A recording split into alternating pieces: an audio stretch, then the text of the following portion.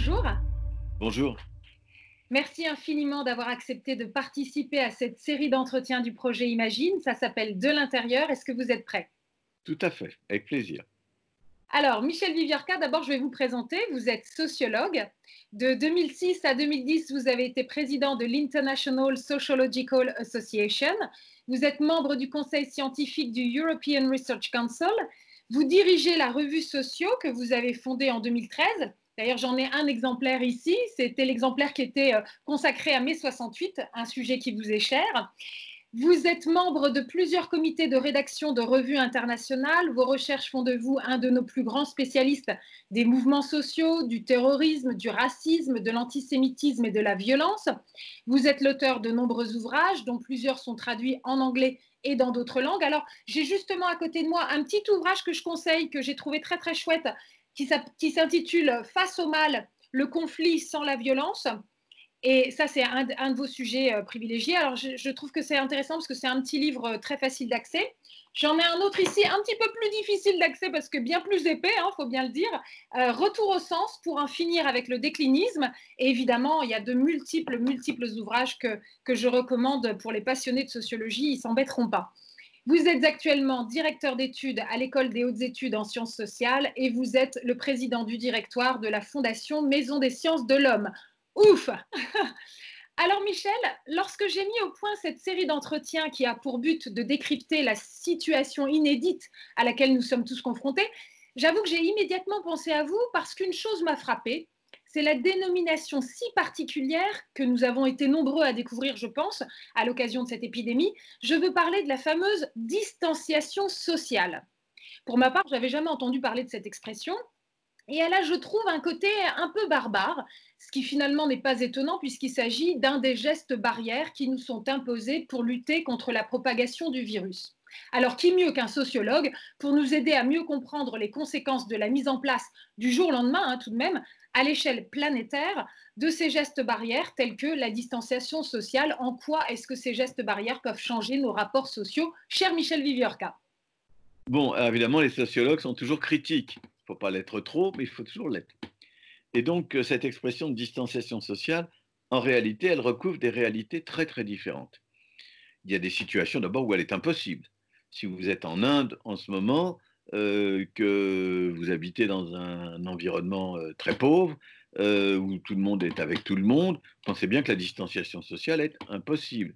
Si vous êtes travailleur migrant en Inde, il y a énormément de gens qui passent leur temps à bouger d'une région à une autre. Ça ne veut rien dire non plus. Bref, il y a des gens pour qui ça ne veut rien dire, ou très peu. Il y a des gens pour qui ça veut dire trop. C'est-à-dire, ce n'est pas tellement la distanciation sociale, c'est le confinement total. Un des drames actuels des EHPAD, puisqu'ils sont enfin apparus dans le débat public, après plusieurs jours où on n'en entendait pas parler, un des drames actuels dans les EHPAD, c'est le confinement total des gens dont on ne sait d'ailleurs pas forcément s'ils sont ou non porteurs du virus. Autrement dit, vous êtes très âgé, vous avez peut-être toussé un petit peu, ou même on ne sait pas trop qui vous avez vu ces derniers temps, vous êtes dans votre chambre, tout seul, vous ne voyez personne, de temps en temps, une infirmière masquée comme il se doit dépose un plateau repas ou les médicaments que vous devez prendre, s'entretient un instant avec vous, fait le maximum qu'elle peut d'ailleurs en général, et puis voilà.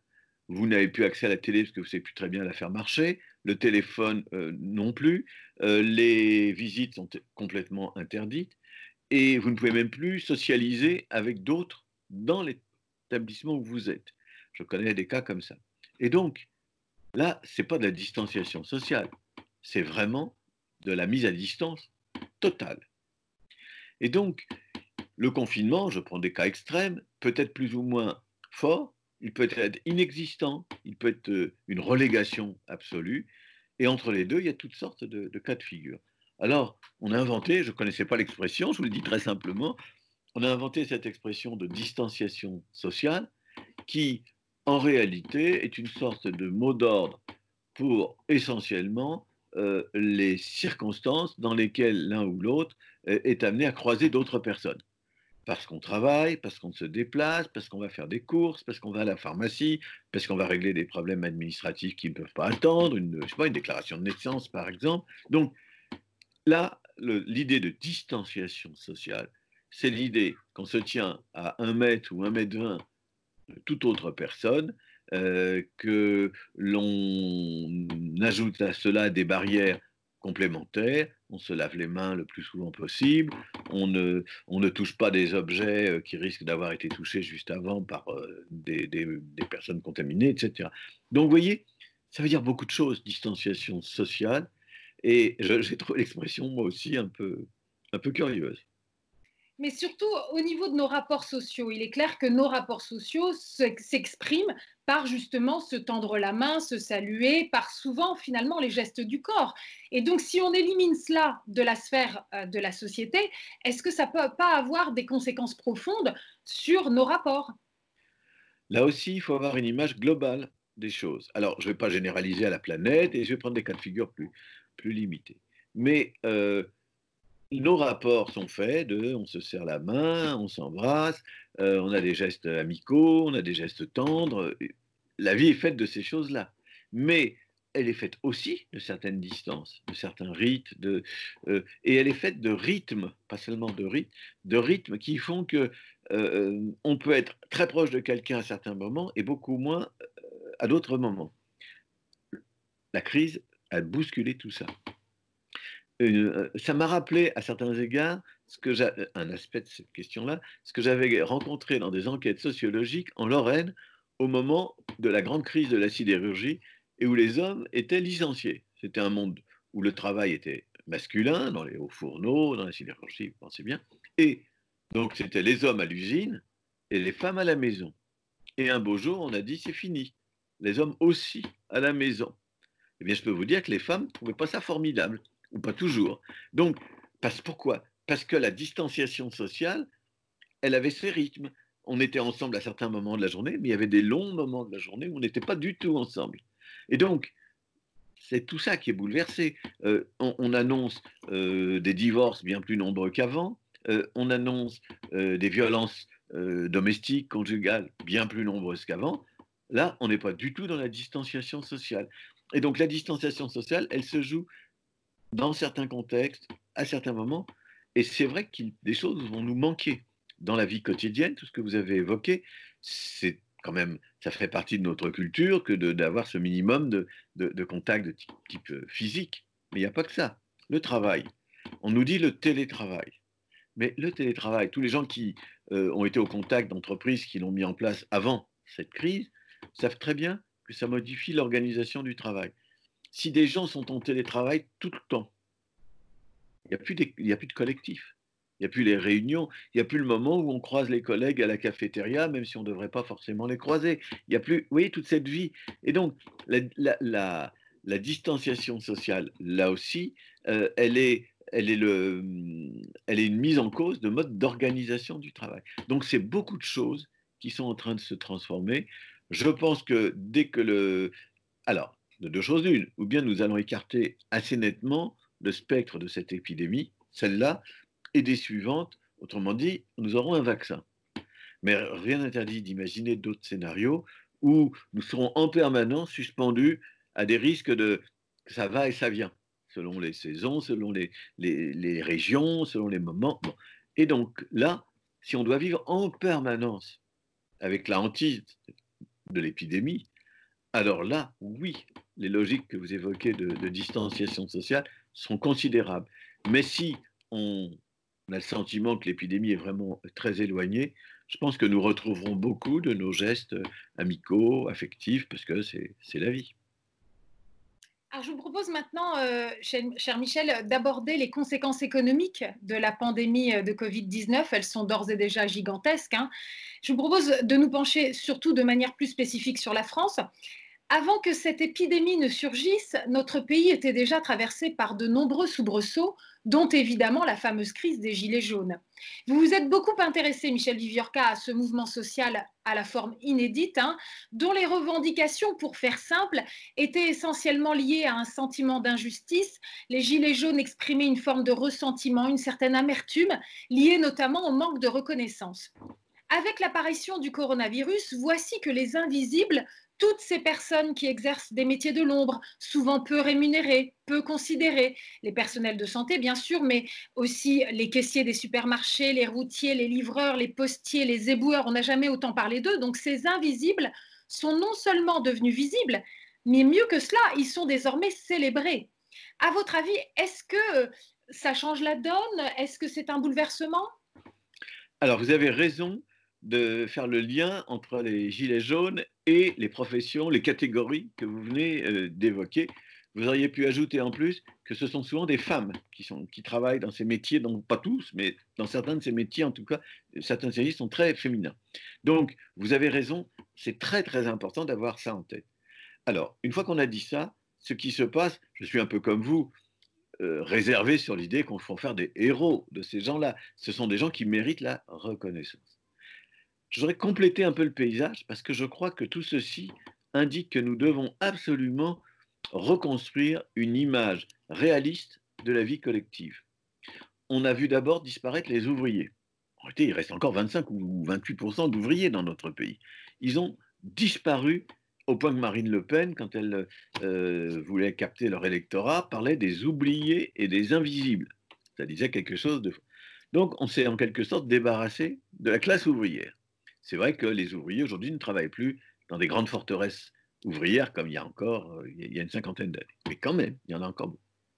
Sont apparus les gilets jaunes, qui sont des gens, ce ne sont pas des chômeurs, ce ne sont pas des gens totalement pauvres.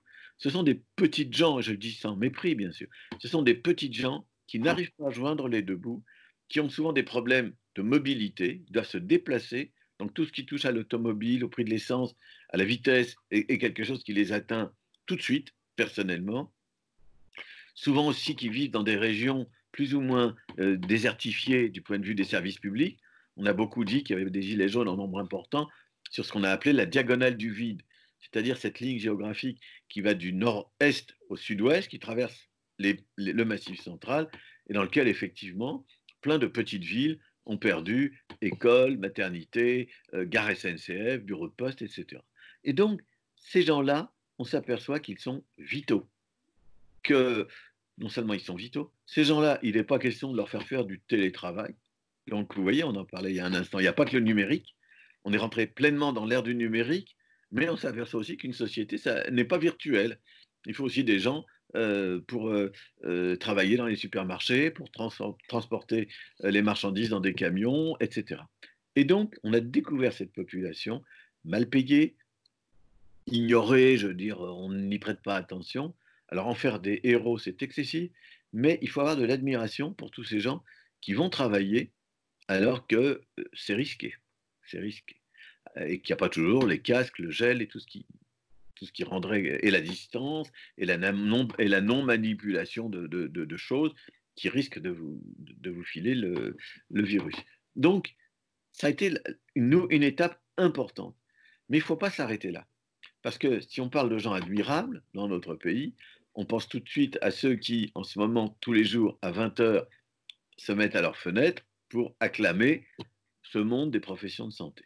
Alors c'est autre chose, c'est l'univers des professions de santé. Il y a évidemment des gens qui ont des revenus très faibles et qui sont comparables à ces populations dont je viens de parler, mais dans l'ensemble, ce sont des professions très qualifiées, éduquées, au salaire un peu élevé. Et donc, ces gens-là aussi sont apparus en première ligne. Et ces gens-là, c'est pareil, on ne peut pas dire que grâce à Internet, on peut s'en passer. C'est pas vrai. Si vous faites du télétravail, s'il y a du télétravail, le jour où vous voulez aller à l'hôpital, vous êtes bien ennuyé. Parce qu'il n'y a pas d'ambulance, il n'y a pas de service d'urgence, il n'y a pas de médecin, il n'y a pas d'infirmière, etc. Donc, un point commun avec les professions dont on a parlé avant, c'est qu'elles sont incontournables et qu'on ne pourra pas y substituer le numérique. Mais une différence, c'est qu'elles sont très qualifiées. Et elle parle, puisqu'elle parlait à ces professions, elle parlait avant avant la crise sanitaire. Et qu'est-ce qu'elles disent? Quelque chose comme, nous voulons évidemment des conditions de salaire raisonnables, nous sommes mal payés, mais nous voulons pouvoir travailler de façon à vous apporter la qualité de santé publique qu'un grand pays comme le nôtre doit avoir, et que nous voulons le faire pour tout le monde, de manière égalitaire. Et donc le discours de ces professionnels de la santé touche beaucoup la population, parce qu'on les voit se dévouer. On peut vraiment dire que ce n'est pas des gens dont le moteur est uniquement l'égoïsme, l'argent, etc. C'est vraiment des gens qui sont dans l'altruisme en quelque sorte, qui font leur travail, là aussi qui le payent très cher. Il y a eu un certain nombre de médecins qui sont morts, d'infirmières, etc. Et voilà un deuxième monde qui occupe aujourd'hui une place, je crois, bien plus importante qu'avant. Je pense qu'après la crise, on redonnera encore plus d'importance également à un autre monde qui ressemble beaucoup à celui des professions de santé, mais qui n'est pas en première ligne comme en ce moment, c'est tout ce qui est dans l'éducation. Je pense qu'il faudra que s'ouvrent des réflexions sur c'est quoi éduquer aujourd'hui, y compris d'ailleurs avec le numérique, mais enfin on ne va pas remplacer tout par des cours à distance et des corrections de devoirs par Internet, évidemment pas. Donc, ce que je pense, c'est que c'est un peu le même genre de population, c'est-à-dire des gens dans l'ensemble éduqués, qui font quelque chose de vital pour le pays et qui font quelque chose qui peut être reconnu comme tel par toute la collectivité. Et donc, vous voyez, donc notre société, elle est en train de prendre conscience de sa mutation et elle le fait à travers un moment dramatique, une tragédie, hein, mais je pense que nous sortirons de là effectivement avec des images tout à fait autres de ce qu'est la société. Nous n'aurons pas simplement, ce qui était respectable comme discussion, mais à savoir si nous sommes pour la société ouverte ou pour la société fermée, ce genre de choses. Non, nous aurons à savoir si nous voulons un État qui intervient massivement dans des politiques publiques de santé, d'éducation, si nous voulons un État fort, un État qui redistribue, si nous voulons des secteurs très valorisés, soutenus bien plus qu'ils ne l'ont été, si nous voulons changer aussi nos façons de réfléchir. Très important. S'il y a une crise pendant des années dans l'éducation, dans l'hôpital, et certainement dans bien d'autres domaines, c'est aussi parce que peut-être nous avons trop intériorisé des critères de pure gestion. Il fallait rentabiliser, Bon, on l'a vu avec l'affaire des masques. Je ne voudrais pas du tout critiquer qui que ce soit, donc je le dis de façon très très générale. L'idée en soi n'était pas nulle. Elle a consisté à dire, on va essayer non pas de stocker des masques, c'est très coûteux pour les renouveler parce que c'est périmé au bout d'un certain temps et c'est encore plus coûteux. Non, on va essayer d'être prêt on a essayé deux choses. Un, de demander à chacun là où il est, à la tête d'un établissement, d'un hôpital, d'une institution, d'apprendre la responsabilité de s'assurer qu'il a les stocks disponibles. Et par ailleurs, on va s'assurer qu'on peut être approvisionné très vite si la question se pose. Sauf que, manque de chance, l'approvisionnement, si la question se pose, il venait de Chine, et on a vu comment c'était une catastrophe. On n'en a pas eu. Quand on en a eu, on s'est battu pour savoir si c'était la région X ou l'État Y qui devait s'en occuper. Des masques ont été volés ou pris, enfin embarqués par des gens d'un autre pays que celui auquel c'était destiné. Enfin, c'est une abomination. Donc, on s'est aperçu que cette idée-là ne tenait pas, qu'on n'était pas capable de produire rapidement les masques nécessaires.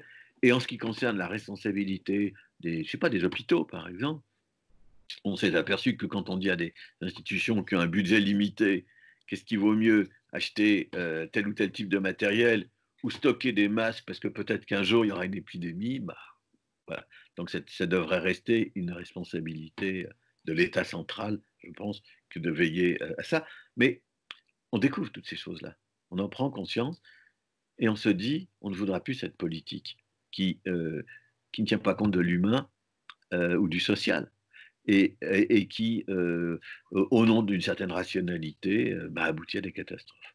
Alors, il y a une autre forte revendication qui était portée par le mouvement des Gilets jaunes, c'est celle de la remise en cause des fondements de notre système démocratique, avec en premier lieu la remise en cause de la représentativité, avec derrière cela finalement une volonté de démocratie directe.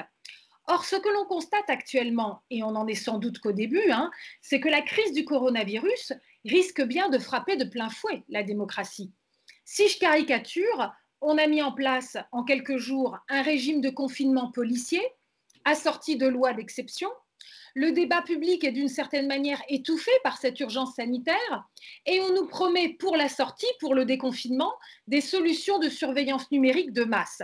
En termes de liberté publique, on peut dire que la menace semble bel et bien à nos portes. Tout cela ne risque-t-il pas de se transformer en un cocktail empoisonné et raviver les colères? Il faut dire beaucoup de choses et c'est des grandes, grandes questions. La première question qui se pose, me semble-t-il, c'est de savoir si notre pays, parmi les démocraties, est exceptionnel ou pas. Et là, je dirais que la question est celle de la relation entre la société civile, vous et moi, et l'État. Et que ce qui me frappe, c'est qu'il n'y a pas beaucoup de confiance. Il y a des sociétés démocratiques dans lesquelles il y a beaucoup plus de confiance entre l'État et la société. Si vous allez au Japon, en Corée du Sud, à Taïwan, donc dans ces pays qui ne sont pas la Chine totalitaire, mais qui sont asiatiques et modernes et développés et très capitalistes, si je peux dire, mais très démocratiques. Qu'est-ce que vous voyez? Il y a un accord très fort entre la société civile et l'État pour utiliser un certain nombre de procédures de lutte contre le virus, et en particulier de tracking. On va suivre les gens avec leur téléphone portable, et on peut faire beaucoup de choses, et ça passe bien, il n'y a pas d'inquiétude particulière, parce que les gens savent que c'est nécessaire pour la sécurité et font confiance à l'État. En France, ce n'est pas du tout ça. En France, on a de bonnes raisons de se méfier de l'État. On est quand même dans le pays de Vichy, on s'en souvient. On est quand même dans un pays où, alors là il faut que je sois un tout petit peu prof de socio un quart de seconde, tous les étudiants en sociologie apprennent que l'État a le monopole légitime de l'usage de la violence, ou de l'usage de la force. Ça veut dire quoi? Ça veut dire que tout ce que fait l'État en matière d'usage de la violence est légitime, et personne d'autre n'est légitime à utiliser la violence.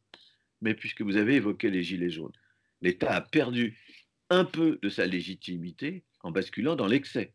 Quand l'État utilise la violence de manière démesurée, excessive, il perd d'une certaine façon sa légitimité. Et on a donc vu l'État critiqué pour le type d'armes qu'il utilisait, pour les façons de gérer les manifestations, etc., d'un côté. Et simultanément, on a vu remonter une certaine légitimité de la violence d'en bas. Et combien de fois j'ai entendu dire d'une manière ou d'une autre que du point de vue des Gilets jaunes, la violence a payé. Donc l'idée qu'une certaine violence paye, donc ça la relégitime. Alors quand on est dans des contextes un peu de ce type, vous pensez bien qu'il est beaucoup plus difficile de faire fonctionner la confiance entre l'État et la société, et que les questions que vous avez abordées de risque de mesures liberticides prennent un tour beaucoup plus aigu, parce que l'État nous dit c'est pour la démocratie pour plus tard, c'est pour sauver la société, c'est nécessaire. Et dans la société, des gens disent oh là là, on est en train de nous ficher, on est en train de nous contrôler, je n'ai pas confiance. Vous voyez, mais c'est assez propre à la France. Alors, une fois qu'on a dit ça, je pense qu'il y a quand même des degrés d'acceptation possible de certaines mesures, mais il y a deux types d'inquiétudes, pas un seul, deux types. Premier type d'inquiétude, c'est que tout de suite, en pleine crise, déjà, il y a de l'abus dans l'usage de ces mesures, ou en tout cas des craintes qu'il y ait de l'abus et des plaintes, et y compris devant la justice. Je suis frappé de voir que le Conseil d'État, la Cour constitutionnelle sont sollicités sur des dossiers, sur des problèmes. Les tribunaux, en général, sont sollicités et que la plupart du temps, pas toujours, mais la plupart du temps, on leur répond circuler, il n'y a rien à voir. Or, il y a à voir, mais ce n'est pas le moment, nous dit-on. Mais est-ce qu'il est normal? Je prends un cas, je ne sais même pas s'il est réel, mais ça m'a amusé comme histoire, je l'ai vu sur les réseaux sociaux. Un cas qui illustre ce que je suis en train de vous dire. Vous comprenez, quand des policiers mettent une amende de 135 € à un SDF qui se balade dans la rue et qui lui reproche de ne pas respecter le confinement, bon, on peut penser qu'il y a de l'abus. Voilà. Donc, si vous voulez, et ça c'est une bricole, mais vous comprenez les contrôles aux faciès, le fait que vous n'avez pas d'appel possible si on vous met une contravention. Enfin, il y a les avocats, les juristes, les gens qui s'intéressent à ces questions font apparaître des tonnes de petits problèmes, mais qui témoignent d'une érosion de l'état de droit là où il n'y a aucune raison de s'en passer, pour le dire vite. Donc ça, c'est le premier problème, c'est maintenant. Et puis le deuxième problème, c'est après.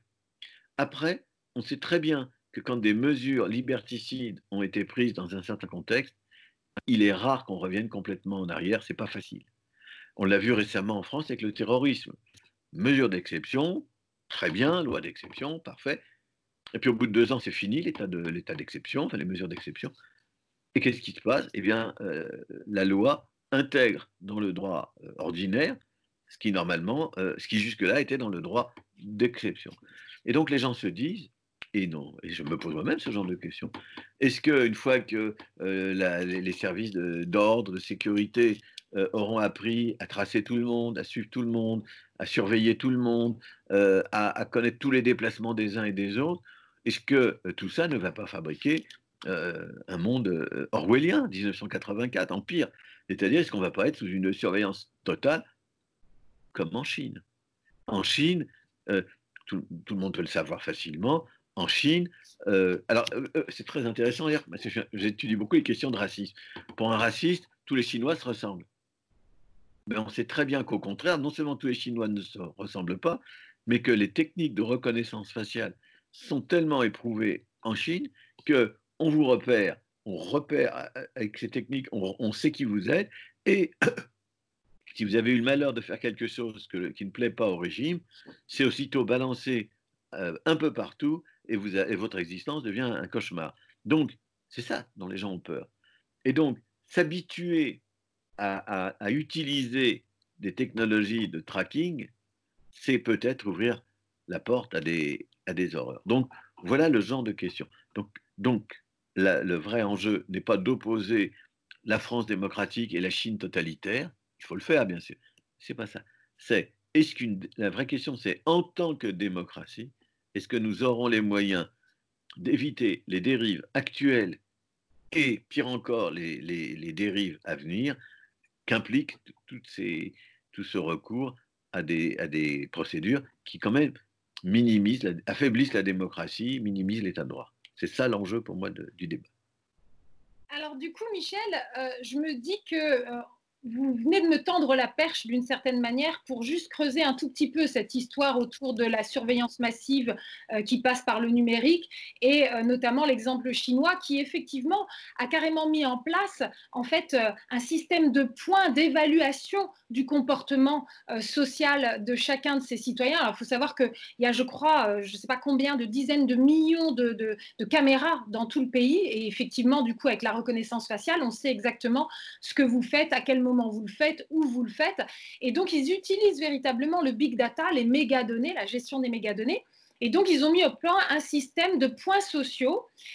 Et du coup, vous pouvez être bien noté en tant que citoyen ou mal noté. Et ça peut vous donner droit à certains avantages ou carrément vous désavantager, vous faire perdre votre boulot, etc. Donc, il y a là vraiment, on est effectivement dans quelque chose de très orwellien qu'on ne peut même pas imaginer aujourd'hui chez nous. Mais il est vrai que l'excuse, entre guillemets, sanitaire pourrait nous amener à ouvrir cette fameuse boîte de Pandore. Mais alors, vous venez aussi de parler donc de ce racisme qui fait qu'on peut imaginer que les Chinois se ressemblent tous, etc. On connaît bien ce genre d'argument. On a eu la même chose aussi pour d'autres types de minorités. Et alors, moi, ce que je trouve assez intéressant, c'est que décidément, cette crise de cette pandémie inverse complètement les valeurs. Notamment, ces dernières semaines, on a assisté à un véritable exode des Asiatiques, avec en premier lieu les Chinois et les Coréens, qui ont fui l'Europe et les États-Unis pour regagner leur pays d'origine parce qu'ils estimaient qu'ils y seraient plus en sécurité. Et donc, quand on voit cela, eh bien, notre idée d'un Occident tout-puissant est en train de prendre un bon coup dans l'aile quand même. Donc, est-ce qu'il y a quelque chose qui est véritablement en train de s'inverser voilà, et même aussi au niveau de ces rapports du racisme, sachant que ces dernières semaines, eh bien, ce sont justement des Européens qui étaient vus comme des parias dans certains pays, que ce soit en Inde, etc., et qui subissaient finalement le racisme. Alors, c'est aussi des belles questions, des grandes questions, et il faut faire un tout petit retour en arrière. Il n'y a pas si longtemps encore, la critique du racisme chez nous était fortement chargée de thèmes qu'on peut appeler post-coloniaux ou décoloniaux. C'est-à-dire, en gros, l'Occident, la France, l'Espagne, le Royaume-Uni, l'Occident a colonisé une bonne partie du monde, a traité avec brutalité et avec mépris des populations de ces de ces pays, les a exploités, les a utilisés parfois pour faire de la guerre, les a utilisés dans ses industries, etc., etc. Tout ça, c'est terminé. Et aujourd'hui, des gens disent, nous, on relève la tête et on critique tout ça, et parfois ça peut prendre un tour d'ailleurs extrême. Ça, c'était le maximum, si je peux dire, de la critique de l'universalisme européen ou occidental. C'était ce qu'on avait de plus radical comme critique.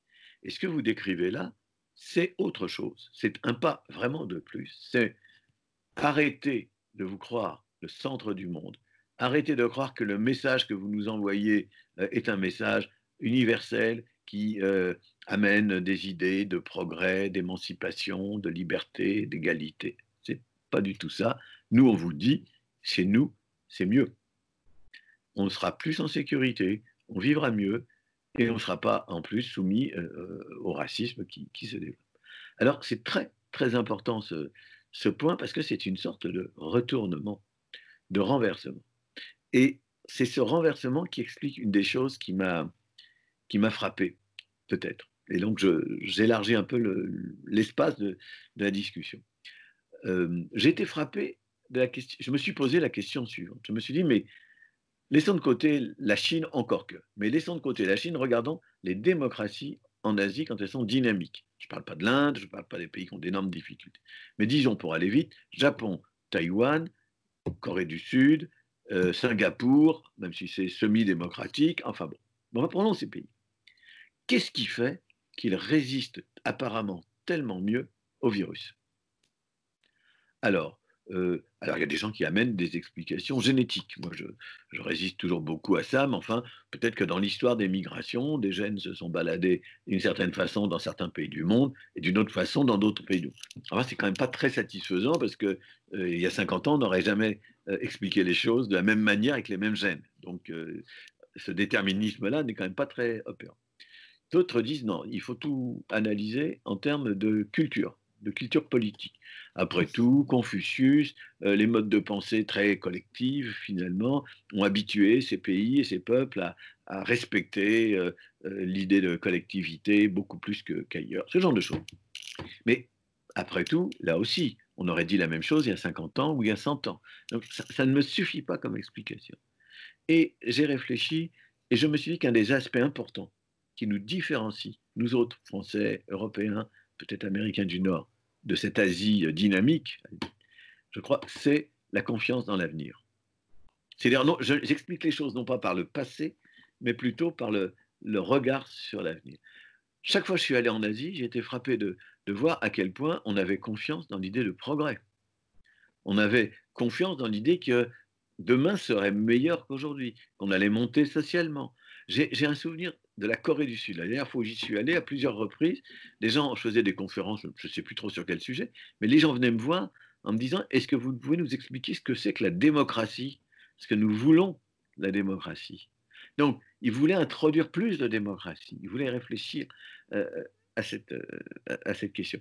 Et donc, je ne sais pas si je dis les choses clairement, mais voilà des sociétés qui sont capables de se tourner vers l'avenir, là où nous vivons dans le présent, et sans nous rendre compte que nous ne bougeons plus beaucoup, et nous n'avons pas beaucoup confiance dans notre avenir. Et donc je pense que ces sociétés, c'est la première explication que j'ai trouvée, qui m'a intéressé en tout cas, ces sociétés ont un tout autre rapport à leur futur que la nôtre. Et puis j'ajoute aussi, mais ça c'est accessoire, c'est quand même des sociétés qui ont tiré les leçons des expériences antérieures d'épidémie. C'est-à-dire qui s'étaient préparées. Nous, on a eu aussi des affaires quand même lourdes, et on a été concernés par le sida, et on a été concernés. Il y a eu une grippe dite asiatique il y a une cinquantaine d'années, mais on ne s'est pas spécialement préparé. Et tout le monde s'est moqué de Roselyne Bachelot le jour où elle a dit il faut se préparer. Bon, tout le monde s'est moqué en disant finalement, on a dépensé de l'argent pour rien. Elle triomphe maintenant. Bon, il y a peut-être un peu d'excès dans son triomphe, mais je trouve que c'est une bonne leçon à ceux qui ont voulu ne parler que gestion, administration, rationalité. Eh bien non, il y a aussi comment on projette tout le corps social vers l'avenir. Peut-être aussi que s'ils ont une capacité à se projeter comme ça vers l'avenir, c'est que les faits leur donnent raison. C'est-à-dire que nous, on peut d'une certaine manière, dans nos sociétés occidentales et notamment en France, avoir la nostalgie des Trente Glorieuses, par exemple, alors que pour eux, véritablement, ces dernières décennies, eh bien, ce sont des pays qui voient peu à peu des populations entières sortir de la grande pauvreté. Et donc, véritablement, cette dynamique en avant, elle va vers du progrès social, incontestablement. Alors, on peut peut-être dire ça, c'est-à-dire, nous, on a connu finalement, après la Seconde Guerre mondiale, ces fameuses Trente Glorieuses, donc ça, et eux l'ont connu plus tard, d'une certaine façon. On peut dire ça, mais le résultat, il est là. Nous, on est un petit peu, on s'affaisse un peu, au point que des historiens disent qu'on vit dans le présentisme. J'ai un collègue dont j'aime beaucoup le travail, qui s'appelle François Hartog. C'est un très bon historien de la Grèce antique, donc vous voyez, ce n'est pas tout à fait les temps d'aujourd'hui. Mais il a écrit des choses très intéressantes sur le présentisme, cette incapacité à se projeter vers l'avenir et à penser sérieusement le passé. Et donc voilà, donc je pense qu'on est peut-être en train de payer les 40 ou 50 années qui ont suivi les Trente Glorieuses, et dans lesquelles on s'est un peu, non pas laissé aller, c'est pas ça, mais on a été dans l'insouciance et dans la difficulté ou le refus de se projeter vers l'avenir. Dans les années 50 ou 60, vous aviez quand même 25 ou 28% de l'électorat qui votait communiste et que faisait vibrer l'idée de construire un monde nouveau, d'avoir des lendemains qui chantent. Aujourd'hui, personne ne parle plus comme ça. J'ai fait un papier dans Libération l'autre jour où j'ai rappelé que le Conseil national de la résistance, quand ils ont préparé un très beau programme, ils se demandaient comment l'intituler, et à un certain moment, ils ont pensé l'appeler Les Jours Heureux. Vous imaginez-vous que quelqu'un puisse publier un programme pour demain qui s'appellerait Les Jours Heureux? Voilà, peut-être à Taïwan ou en Corée du Sud. Oui, c'est-à-dire qu'il y avait quelque chose d'une certaine idée de l'utopie qui peut paraître aujourd'hui naïve, alors qu'à l'époque, elle se faisait assez naturellement. Et dans ces pays-là, on trouve voilà, cette dynamique-là, Tout à cet fait. esprit-là. Alors, Michel Viviorca, l'urgence sociale est prégnante, et cela partout dans le monde. Les inégalités se creusent d'année en année, et l'urgence sanitaire qui vient s'ajouter à cette urgence sociale rend sans doute encore plus flagrantes ces inégalités. J'en veux pour preuve les conditions du confinement. Pour une partie de la population, cette période de confinement peut être accueillie avec une certaine curiosité, comme un moment bienvenu pour se ressourcer, lire, faire un peu d'introspection, voire pourquoi pas prendre le temps de philosopher sur le sens de la vie. Il s'agit là en règle générale de personnes qui vivent dans des confortables appartements ou qui se sont même réfugiées au vert dans des maisons secondaires.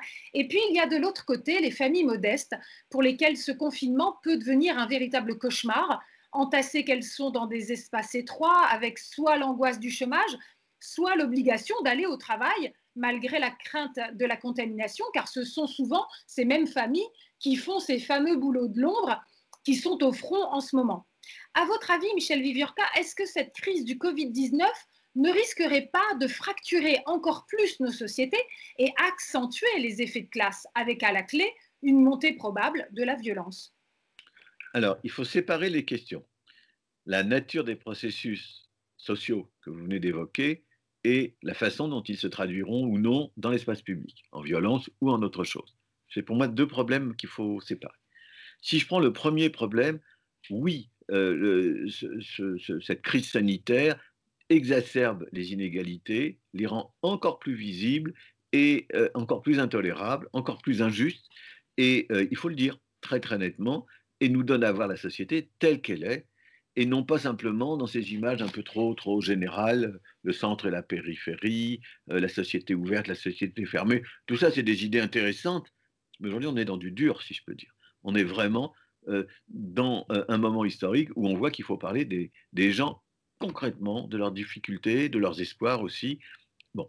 Et donc, vous avez raison, on peut dire conditions de revenus, conditions de sécurité d'emploi, conditions de précarité plus ou moins grandes, conditions éventuellement de faillite. Il ne faut pas oublier tous ces petits entrepreneurs qui sont très souvent au plus loin d'être des bourgeois capitalistes ou des bobos, qui sont souvent des gens qui rament beaucoup pour faire vivre une toute petite entreprise qui leur rapporte juste de quoi vivre.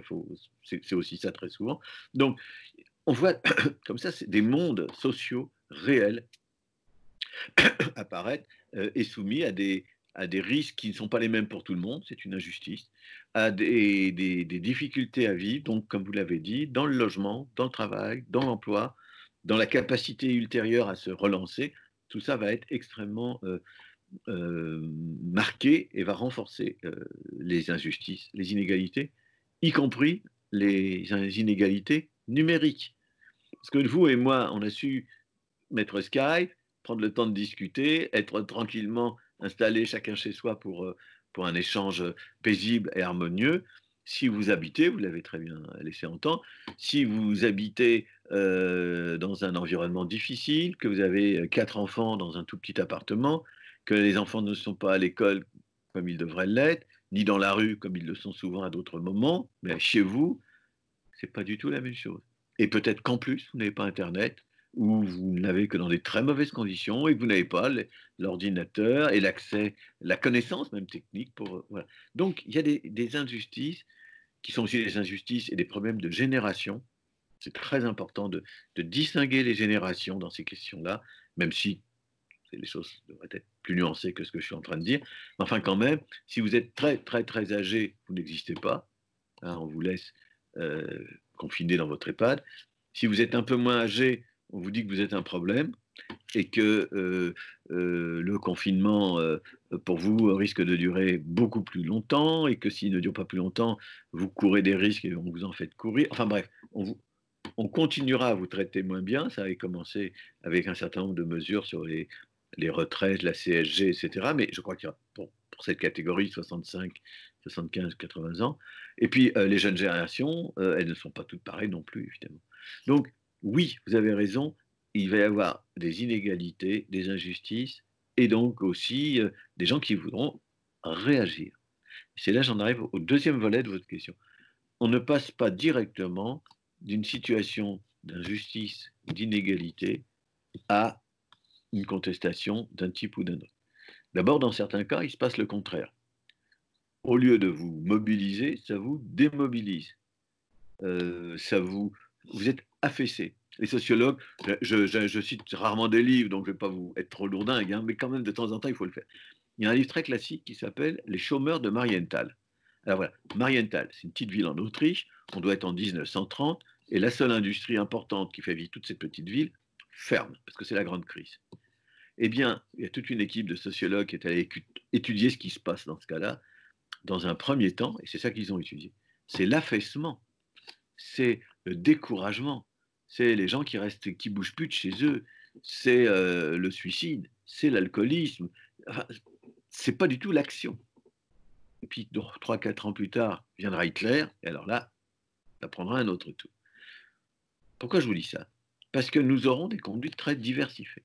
Vous avez raison, vraisemblablement, il pourrait y avoir en tout cas des conduites de violence, d'émeutes, qui peuvent naître parfois parce que les gens sont exaspérés, simplement, des conduites d'injustice, des conduites de violence raciste, ou antisémites, ou voilà. Moi, j'ai entendu déjà parler de boycott, donc c'est tacite, si je peux dire, de commerce chinois. Des choses comme ça, mais ça encore, c'est pas le plus dramatique, ça peut aller beaucoup plus loin. Donc, on aura des choses comme ça. Est-ce que nous aurons, et c'est ça pour moi la question, est-ce que nous aurons des acteurs politiques capables de transformer la crise économique, sociale et l'injustice, et toutes ces demandes dont on a parlé tout au long de cette rencontre, est-ce que nous aurons les acteurs politiques qui sauront en quelque sorte porter toutes ces attentes et toutes ces demandes en des lieux où elles pourront être discutées? C'est ça la grande question, et débattues de façon à ce que des politiques publiques soient mises en place qui répondent le mieux possible à ces enjeux. C'est ça pour moi la grande affaire. Et donc, il est possible que nous les ayons, il est possible que nous ne les ayons pas. J'entends le président Macron, dire, en gros, tout sera différent après, donc ça veut dire je serai un autre homme, je ferai une autre politique, j'entendrai. J'ai quelques réserves, parce que je ne suis pas certain que la politique qu'il a eue jusqu'ici puisse l'autoriser à une telle transformation. Je vois par ailleurs aussi bien les partis classiques de gauche que de droite plutôt incapables de se transformer. Je trouve ça même assez assez catastrophique pour l'instant. J'ai noté qu'aux dernières municipales, il y avait peut-être eu un certain rebond, disons, mais ce n'est pas à la hauteur des questions dont nous parlons. Ce n'est pas comme ça qu'on va reconstruire une société vivante et capable d'affronter ces problèmes. Donc peut-être qu'il y aura du découragement et de l'affaissement, et voilà. Peut-être qu'il y aura des violences. Peut-être qu'il y aura du vote pour un parti autoritariste, nationaliste, extrémiste. Peut-être aussi que se construiront des acteurs qui transformeront ce dont nous sommes en train de parler en contestation et en action publique. Après tout, je vais être extrême, mais dans le papier qu'on évoquait tout à l'heure, j'ai dit grande crise. Aux États-Unis, ça nous donne Roosevelt et le New Deal. En Allemagne, ça nous donne Hitler. Là, nous n'aurons peut-être pas Roosevelt. J'espère que nous n'aurons pas Hitler. On ne sait pas ce que nous aurons.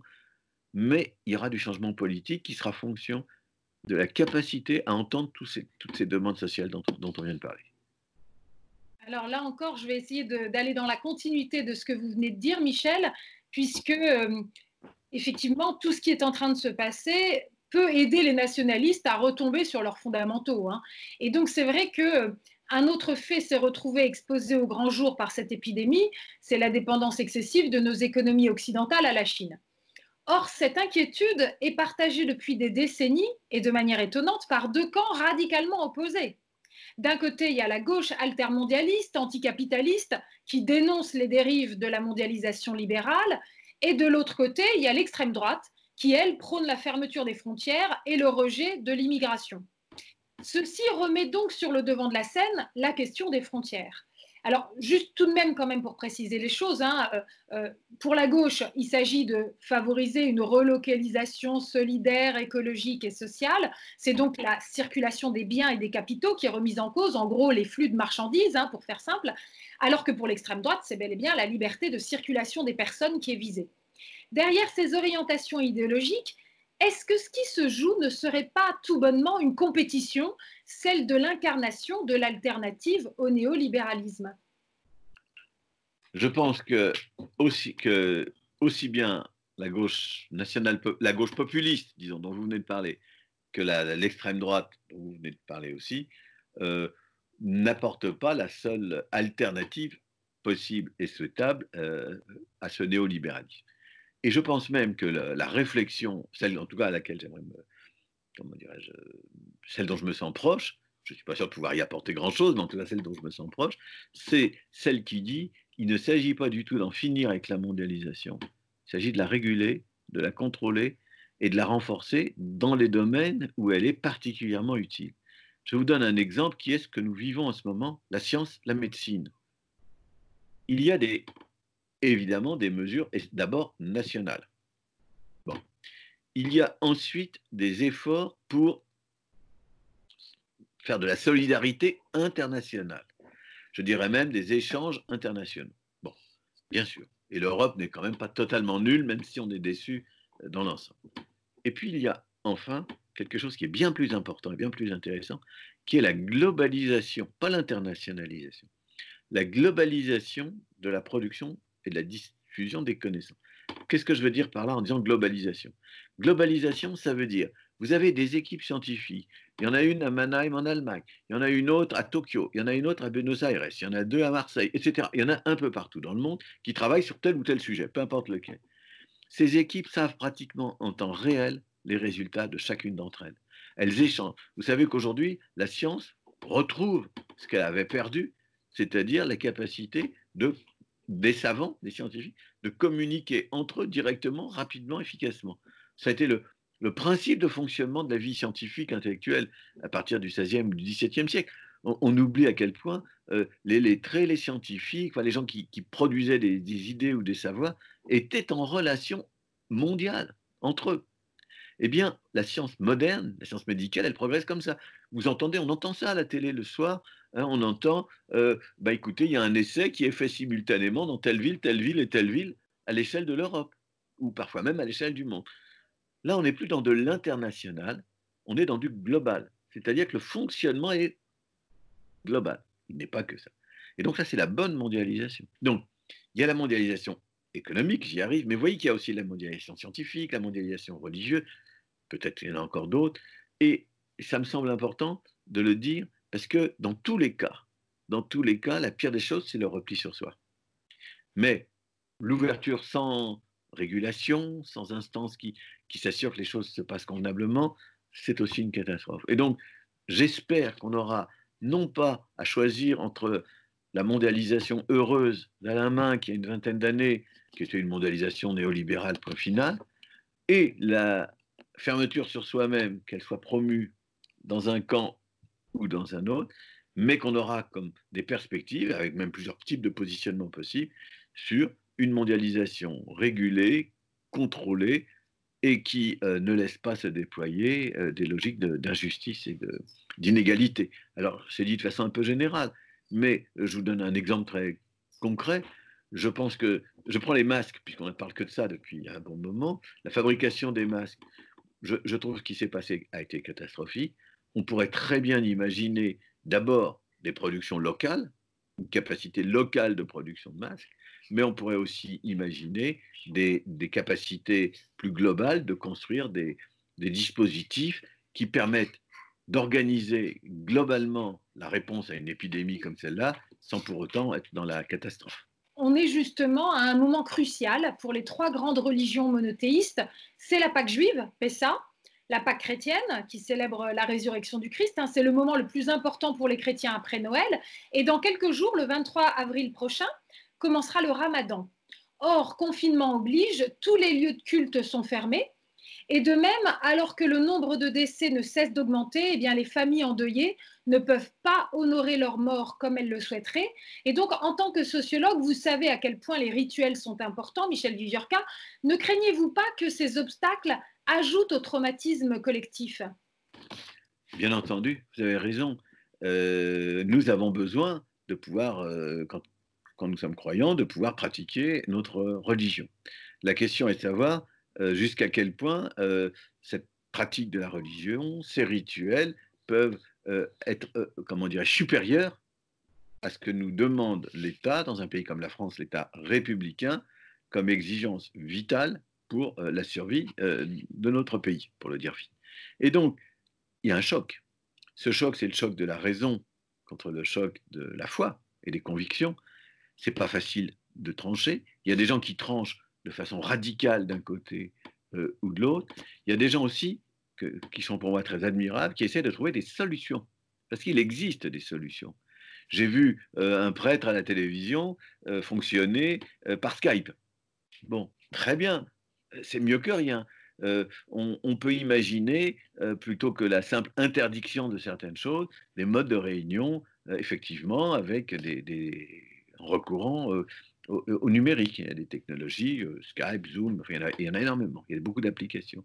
Et en ce qui concerne les deuils, parce que pour le coup, et là je reviens un peu à une vision macro, on sait aujourd'hui que les États-Unis sont le pays le plus touché par l'épidémie, ce qui veut dire que on voit des images de fosses communes, on voit des images voilà, de centaines de morts qui sont enterrés à la va-vite. On a ouvert des parcs publics pour les enterrer de manière provisoire en attendant de pouvoir les enterrer de manière définitive dans des vrais cimetières. Vous imaginez, ce sont vraiment des images qui sont terribles. Et ici en France, eh bien, on a ouvert le marché de Rungis, comme on l'avait fait en 2013 avec la canicule, parce qu'on ne sait plus où mettre nos morts. Voilà, ce sont là encore au niveau de nos rites, parce que pour le coup, depuis la préhistoire, on n'a jamais on a toujours fait en sorte d'honorer nos morts. C'est des problèmes gigantesques, mais qui ne sont, je ne voudrais pas les minimiser, mais qui ne sont pas encore atteints, qui n'ont pas encore atteint le pire. Il y a des situations de guerre civile, dans lesquelles, de terrorisme, de guérilla, d'extrême violence, de génocide, des situations dans lesquelles tout est fait pour que les cadavres ne soient pas identifiés, ni même repérés, pour qu'ils disparaissent et pour qu'il n'y ait même pas la possibilité à terme d'espérer pouvoir un jour honorer les morts. Ce sont des choses très importantes. Alors ici reste quand même l'idée que ce qu'on ne pourra pas faire aujourd'hui, on devrait pouvoir le faire un peu plus tard. Regardez ces images qui ont d'ailleurs mis le feu aux poudres à propos de la Chine. Des gens ont dit, mais il y a eu beaucoup plus de morts que ça à Wuhan.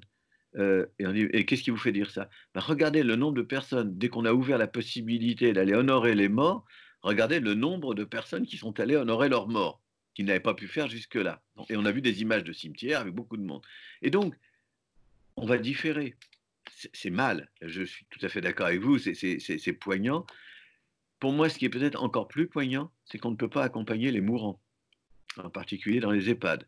Et donc, ça pour moi, c'est peut-être parce que si on me dit on peut pas enterrer les morts, ou on peut pas se marier d'ailleurs. Enfin, la fête de mariage qui était prévue en mai prochain, c'est quand même un mois où, bon, c'est pas possible. C'est terrible. Et pour ceux qui sont concernés, c'est terrible.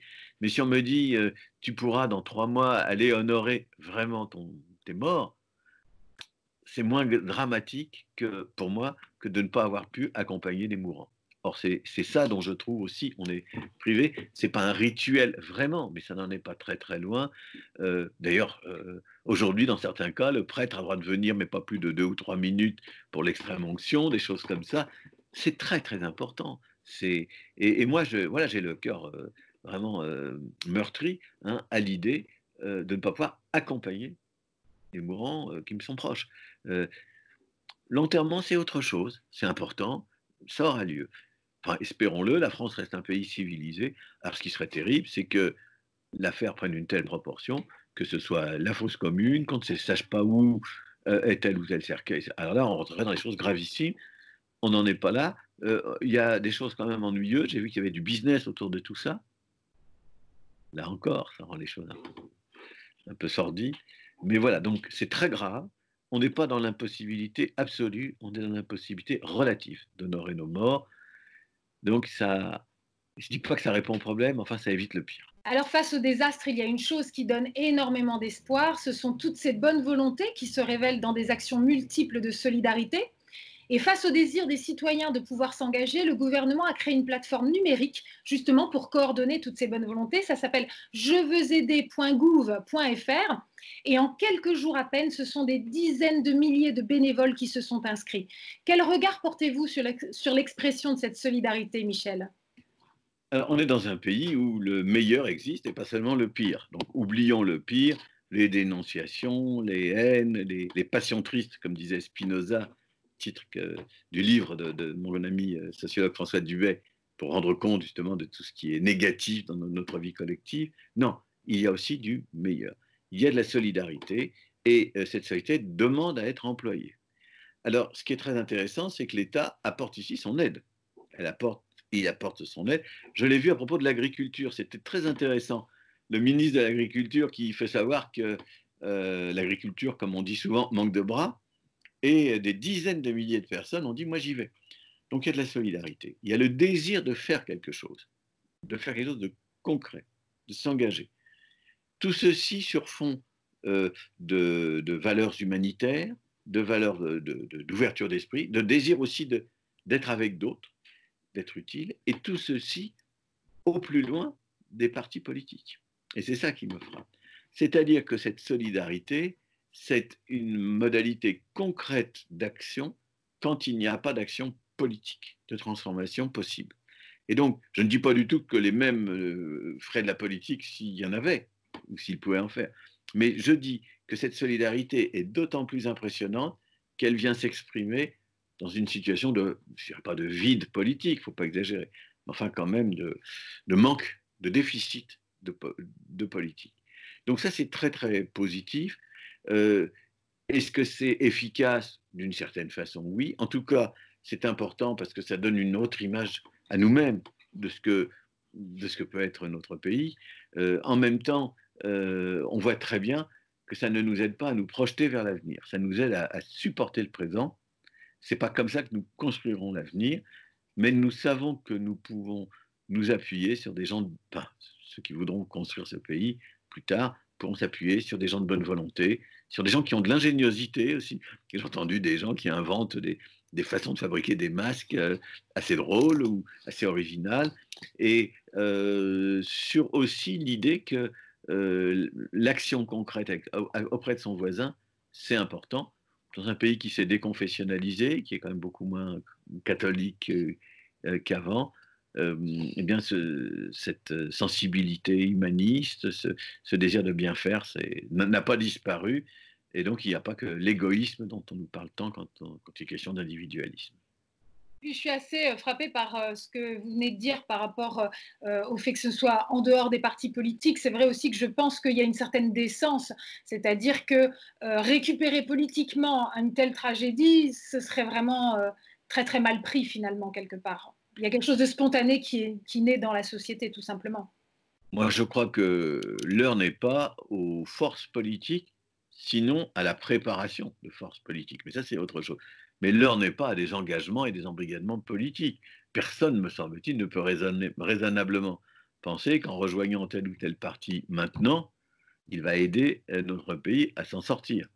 Il faut évidemment mieux aller travailler dans les champs, fabriquer des masques, aider sa voisine, travailler pour le compte d'une ONG ou d'une organisation humanitaire quelconque, etc. Ça me semble beaucoup plus important. Et se soucier, c'est une solidarité qui n'est pas, comment dirais-je, aveugle aux injustices et aux inégalités sociales. Comme vous l'avez dit tout à l'heure, il y a des gens qui ont beaucoup moins besoin que d'autres d'être soutenus, d'être aidés. Il y en a pour qui c'est une priorité absolue. Et donc oui, c'est pas l'heure, si vous voulez, le moment est éminemment politique, mais c'est pas l'heure de faire de la politique. C'est très paradoxal, mais je crois vraiment que c'est comme ça. C'est-à-dire que c'est vraiment éminemment politique. On sent très bien à quel point, par exemple, le chef de l'État soupèse beaucoup de choses, écoute les savants, les scientifiques, les médecins, mais aussi regarde ce que veut l'opinion et évolue en fonction de ce que politiquement il sent qui est acceptable ou n'est pas acceptable par la société. Donc on est dans des choses très politiques. On voit derrière, vous le disiez tout à l'heure à propos de la Chine, on voit des dimensions géopolitiques. Donc tout ça, on le sent très très bien. Mais l'heure, elle est quand même à faire face à une catastrophe, à un fléau. Et donc, ça appelle de l'action concrète et pas pour l'instant de la médiation politique. Alors peut-être pour la dernière question, Michel, essayons de nous projeter comme ça dans le futur et essayons de rêver. À quoi ressemblerait le monde de demain si, voilà, celui que vous appelez de tous vos voeux, peut-être? Alors, il faut envisager toutes sortes de scénarios.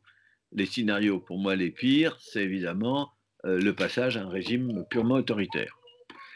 Donc, je préfère l'exclure dans ma vision des choses.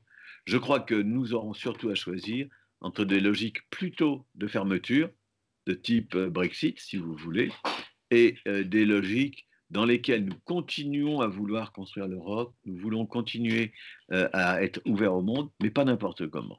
Et pour ça, il faut des forces politiques qui portent des projets. Et je veux dire, pour moi, c'est très facile à formuler. Parce que le problème, il n'est pas dans la formulation des idées, il est dans la capacité d'action. Les idées, c'est très simple. J'avais été très intéressé, je vais le dire comme ça, par la plateforme regroupant une soixantaine d'organisations qui avait été présentée il y a quelques semaines par Nicolas Hulot et Laurent Berger de la CFDT, pour dire, voilà, on a une soixantaine, enfin un très grand nombre de propositions dans lesquelles il s'agit en réalité d'articuler et pas opposer les questions d'écologie, de changement climatique en particulier, mais pas seulement, et les questions de justice sociale et de solidarité sociale.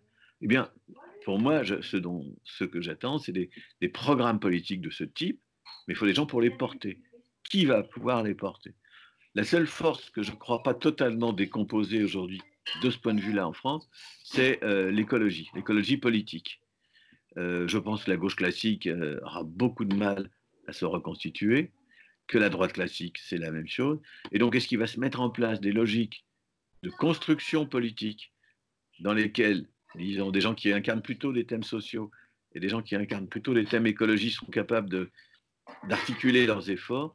Voilà, ça, ce serait pour moi l'idéal.